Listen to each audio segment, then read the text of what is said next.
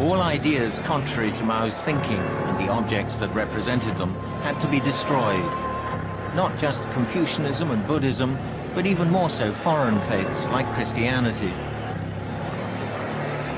Throughout the country, churches were closed, clergy unfrocked, religious symbols smashed.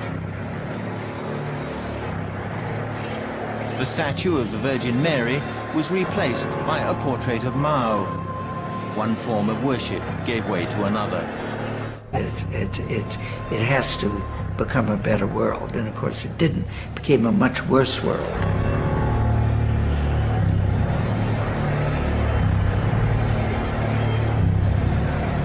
The physical destruction wrought by the Red Guards was unparalleled even in China's long history.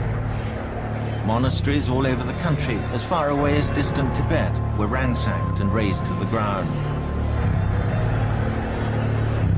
The most important sites, like the Forbidden City, were protected on the orders of Zhou Enlai. But elsewhere, Mao's stormtroops had free rein.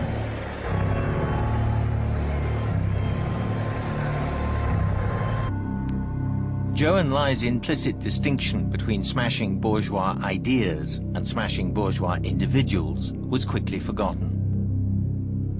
Over the next few weeks, tens of thousands of people in Beijing were harangued and severely beaten. Many hundreds died.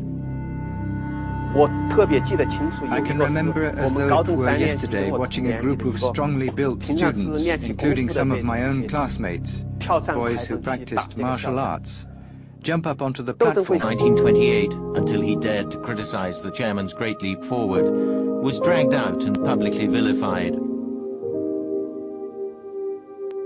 To his Red Guard accusers, Peng was a three antes element: wasteful, corrupt and bureaucratic, disloyal to Chairman Mao. Jiang Wen-tian, Mao's predecessor as party leader in the 1930s, was damned alongside him. Both men had devoted their lives to the Chinese Revolution. Now, they have no rights. It was undergoing a slow descent into hell. The highest-ranking victims were brought out for public humiliation before mass meetings in a football stadium. They wore placards around their necks with their names crossed out like common criminals awaiting execution. Wu Han was a playwright, one of whose works angered Mao. The chairman used it as a pretext to overthrow Wu's patron, the mayor of Beijing, Peng Jun. The purge he'd set in motion would eventually claim other victims, still higher in the chain of command. Meanwhile, Peng and his colleagues were left to twist in the wind.